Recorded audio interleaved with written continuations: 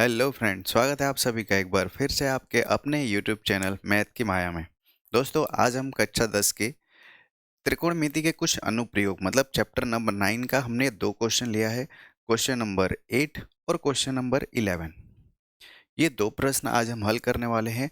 इन question में ज़्यादातर मैंने देखा है बच्चों में थोड़ी सी परेशानी का ये क्वेश्चन सबब बना रहता है, तो मैंने सोचा कि चलो ठीक है, इस पर डिस्कस कर लिया जाए आपके एग्जाम से पहले। तो सबसे पहले हम क्वेश्चन नंबर 8 को डिस्कस करते हैं। तो क्वेश्चन नंबर 8 क्या है? क्वेश्चन नंबर 8 ये कह रहा है कि एक पेडिस्टाल के शिखर पर एक 1.6 मीटर ऊंची मूर्ति लगी है। सबसे पहले पेडिस्टाल क्या होता है भाई? पेडिस्टाल देखो, यहाँ पे जो मूर्ति लगी है ना, ये मूर्ति जिसके ऊपर रखी हुई है उसको बोलते हैं पेडिस्टाल। ये तो कह रहा है एक पेडिस्टाल के ऊपर है ना, इसके ऊपर एक 1.6 मीटर ऊंची मूर्ति लगी है ना। ये भूमि के एक बिंदु से मूर्ति के शिखर का उन्नयन कोण 60 डिग्री, मतलब कि कोई पॉइंट है सामने और यहां से कोई मूर्ति के टॉप को देख रहा है, तो उस समय जो उन्नयन कोण बन रहा है वो 60 डिग्री का बन रहा है। तो पहले डायग्राम बना लेते हैं, फिर आगे बात करते हैं। चलो, तो ये कोई पॉइंट P है, ये कोई पॉइंट मान लो P है, और इस पॉइंट से इस मूर्ति के शिखर का जो उन्नयन कोण बन रहा है वो कितना बन रहा है? 60 डिग्री का बन रहा है। और उसी बिंदु P से अब पेडिस्टाल के शिखर पे देख रहा है ना, मतलब कि ये है पेडिस्टाल का शिखर, इसी पॉइंट से अब पेडिस्टाल के शिखर पे देख रहा है। ठीक है, तो इस समय जो एंगल बन रहा है वो 60 डिग्री का बन रहा है, हाँ सॉरी 45 डिग्री का बन रहा है। अब जो एंगल बन रहा है यहाँ पे 60 डिग्री, ये पूरा एंगल बन रहा था, और ये जो एंगल है ये 45 डिग्री का है। तो कह रहा है पेडिस्टल की ऊंचाई बताइए, इसकी हाइट हमसे पूछ रहा है, और इसको मान लेते हैं x। ये p है, इसको q मान लेते हैं, इसको r, और ये कोई इसका जो शिखर है वो s पॉइंट मान लो। तो यहाँ पे हमें दो ट्रायंगल दिख रहा है। सबसे पहले तो जो पूछ रहा है उसको मान लो, माना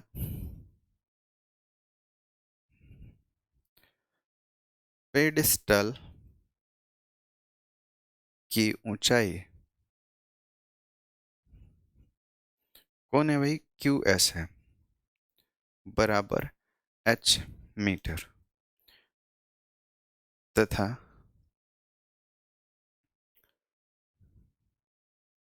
बिंदु P का पेडिस्टल से दूरी, अब दूरी कितना है? PQ, और इसको मान लो x मीटर है, x मीटर है ना। ये दो चीज हमने मान लिया। अब हमारे पास यहाँ पे इसको हल करने के लिए भाई दो ट्रायंगल हमें दिख रहा है। कौन कौन सा? एक जिसके लिए 60 डिग्री कोण बन रहा है, मतलब पूरा बड़ा वाला PQR, और फिर एक छोटा वाला जिसके लिए 45 डिग्री का एंगल बन रहा है, मतलब कि SPQ। अब इन दोनों ट्रायंगल के लिए हमें tan थीटा निकाल लेना है। अब tan क्यों निकालना है भाई? जैसे मैं कह रहा हूं कि अब बात करो त्रिभुज त्रिभुज PQR में, देखो PQR में, और मैं कह रहा हूं tan थीटा लगा दो। tan थीटा बराबर होता है लंब बटे आधार, लंब बटे आधार लगा दो। पर भाई ये लंब बटे, हमारा क्वेश्चन तो जो भी इंफॉर्मेशन दिया है वो सब कुछ किसके लिए है? लंब के लिए है। वो आधार का तो नाम ही नहीं ले रहा है। अब आधार हम क्यों ले?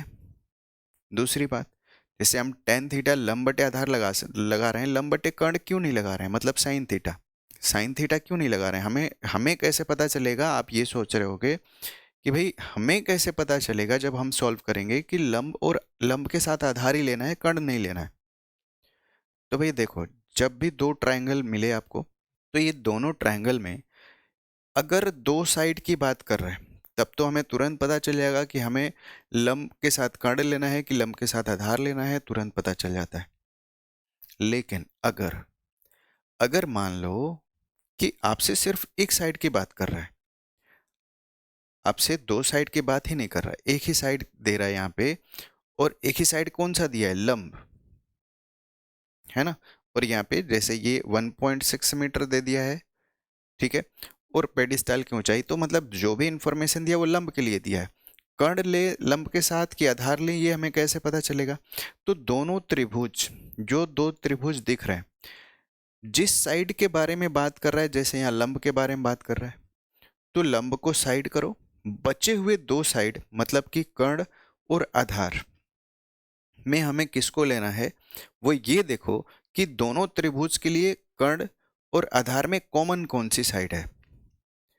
दोनों में कॉमन कौन सी साइड है, कर्ण है कि आधार है? अगर कर्ण है तो हमें कर्ण के साथ जाना चाहिए, अगर आधार है तो हमें आधार के साथ जाना चाहिए। इस केस में आधार जो है वो कॉमन है, इस वजह से हमने लंब के साथ आधार लिया। और जब लंब के साथ आधार लेंगे तो लंब और आधार का अनुपात क्या कहलाता है? Tan theta.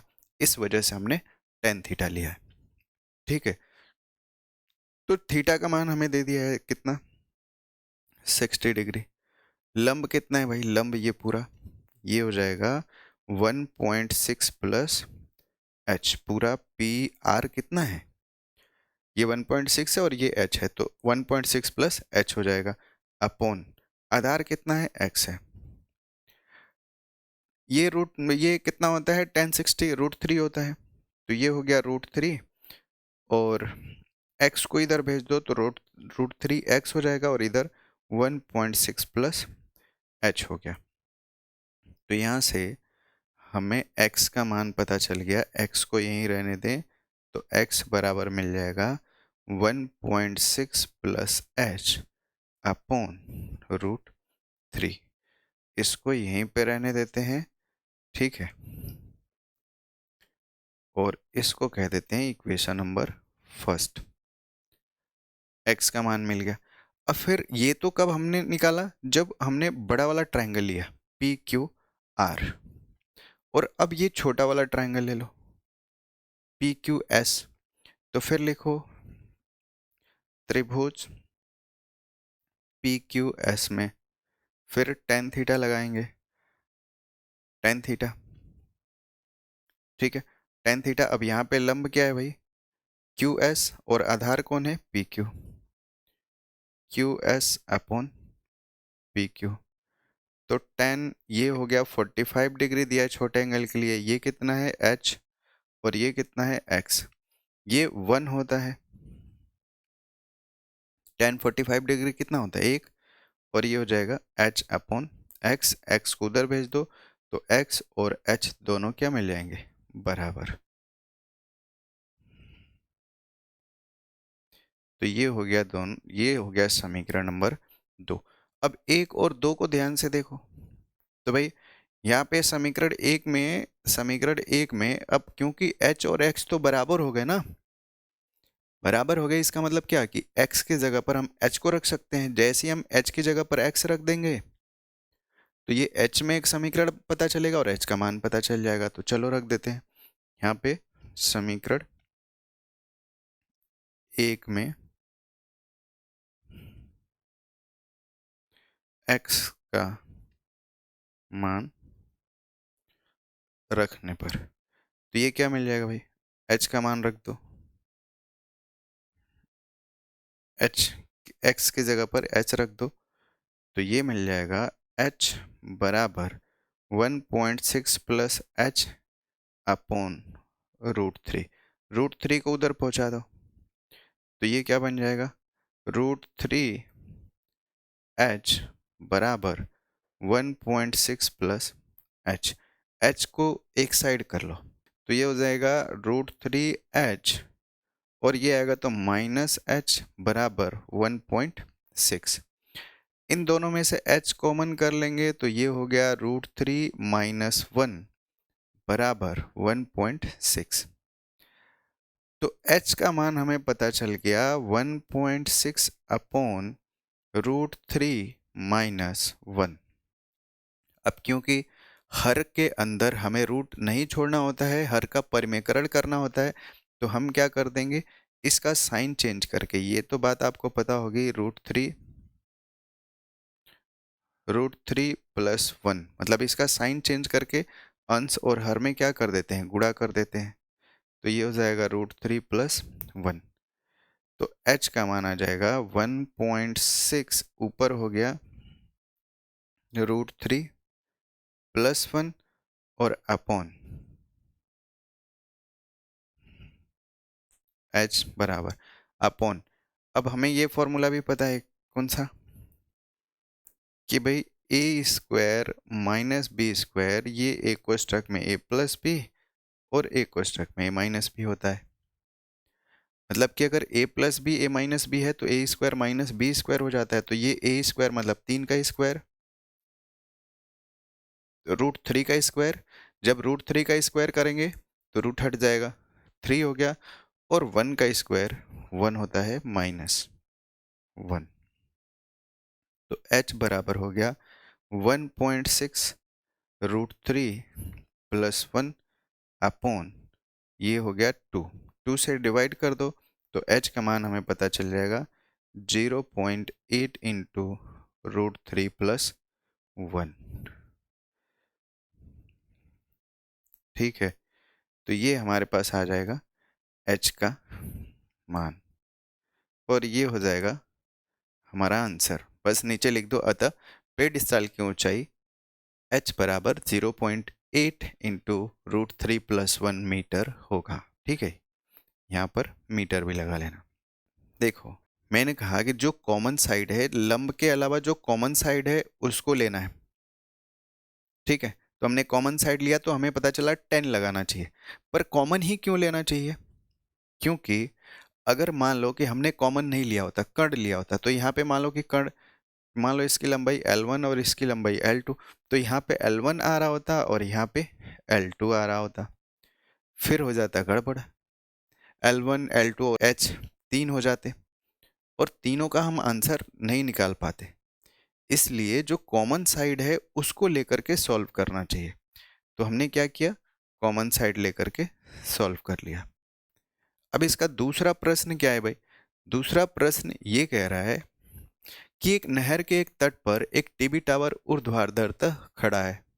टावर के ठीक सामने दूसरे तट के एक अन्य बिंदु से टावर के शिखर का उन्नयन कोण 60 डिग्री है।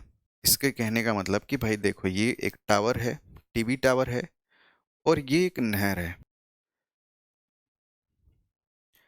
कह रहा है कि नहर के एक किनारे पर तो टावर लगा हुआ है, ये टावर लगा हुआ है, और नहर के दूसरी साइड पर एक पॉइंट सी है जहां से इस टावर का उन्नयन कोण, मतलब इसके शिखर पर देखा जाए तो टावर का उन्नयन कोण 60 डिग्री बनता है। और इसी तट पर, किस तट पे? जिस तट से देख रहे हैं, इस बिंदु सी से 20 मीटर दूर स्थित है ना, इससे 20 मीटर दूर स्थित एक और बिंदु है। और ये कहाँ है? कह रहे इस बिंदु को मीनार के पाद से मिलाने वाली रेखा पर स्थित एक अन्य बिंदु। मतलब कि अगर इस मीनार के पाद बिंदु से और इस सी को मिलाएं तो ये जो लाइन बन रहा है, इसी लाइन को आगे बढ़ाने पर इसी लाइन के ऊपर एक पॉइंट डी है, ये कह रहा है। ये नहीं कि यहाँ से कहीं किसी और दूसरी लाइन पे है, नहीं, इसी लाइन के ऊपर है। एक अन्य बिंदु से टावर के शिखर का उन्नयन कोण 30 डिग्री हो गया। कह रहे इस डी बिंदु से अगर इसके शिखर को देखें तो इसका जो एंगल बनेगा, उन्नयन कोण बनेगा, वो कितना बनेगा? 30 डिग्री बनेगा। तो कह रहे टावर की ऊंचाई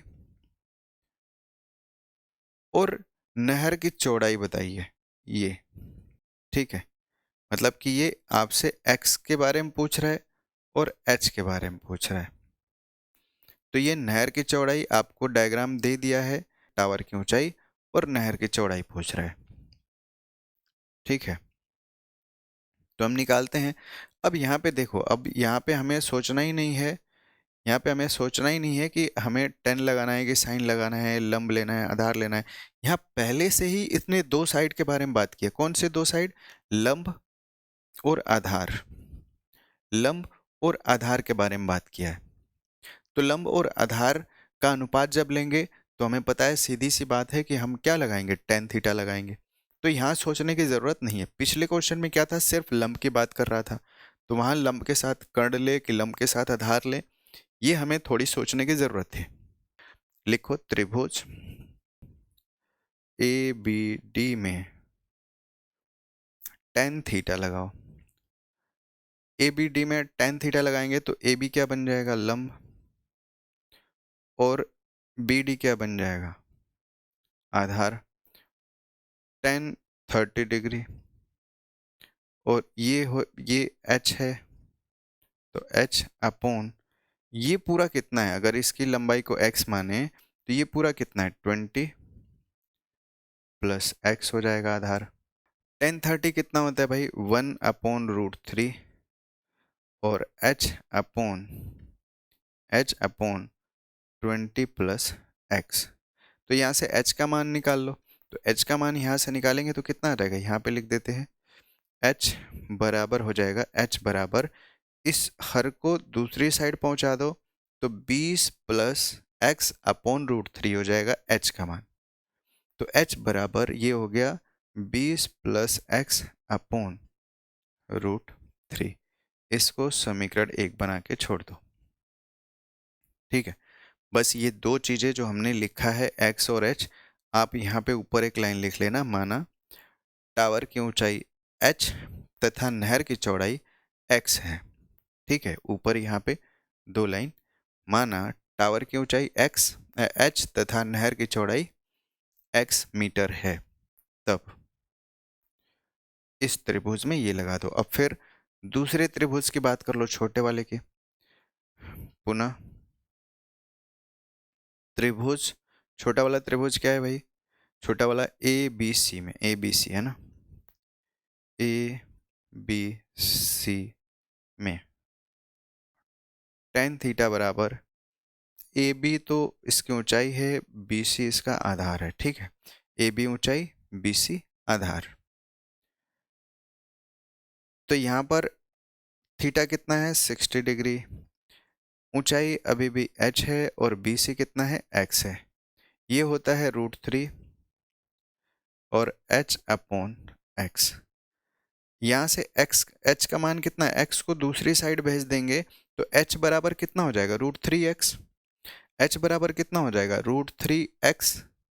तो यहाँ पर लिख दो h बराबर हो गया √3x, और इसको समीकरण 2 रख दो। अब समीकरण एक में h का मान रख दो। h का मान यहाँ पे आ गया ना, h बराबर इतना, तो h की जगह पर √3x लिखेंगे तो x में एक समीकरण बन जाएगा, x का मान मिल जाएगा। तो यहाँ पर लिख लो h का मान समीकरण 1 में रखने पर,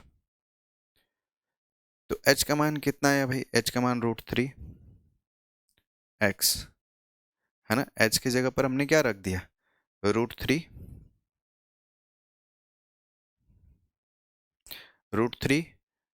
रख दिया, बराबर हो जाएगा कितना, 20 प्लस एक्स, बराबर हो गया 20 प्लस एक्स अपॉन √3। अब √3 को इस साइड भेज दो, इधर भाग कर रहा है, इधर आके गुणा कर देगा, तो ये हो जाएगा √3 इंटू √3x बराबर 20 प्लस एक्स। √3 का गुणा करेंगे तो ये हो जाएगा 3x, और ये आएगा तो इधर माइनस x हो जाएगा, बराबर 20 है। तो 2x बराबर 20 है, तो ये कैंसिल हो जाएगा, 10 टाइम में x का मान आ गया कितना, 10 मीटर। अब समीकरण 2 से, समीकरण 2 में क्या है भाई, h बराबर कितना है, √3x, तो h का मान हो गया √3 इंटू 10, या फिर ऐसे लिख दो 10√3 मीटर, और ये आ गया h का मान। नीचे लिखो, अतः टावर की ऊंचाई,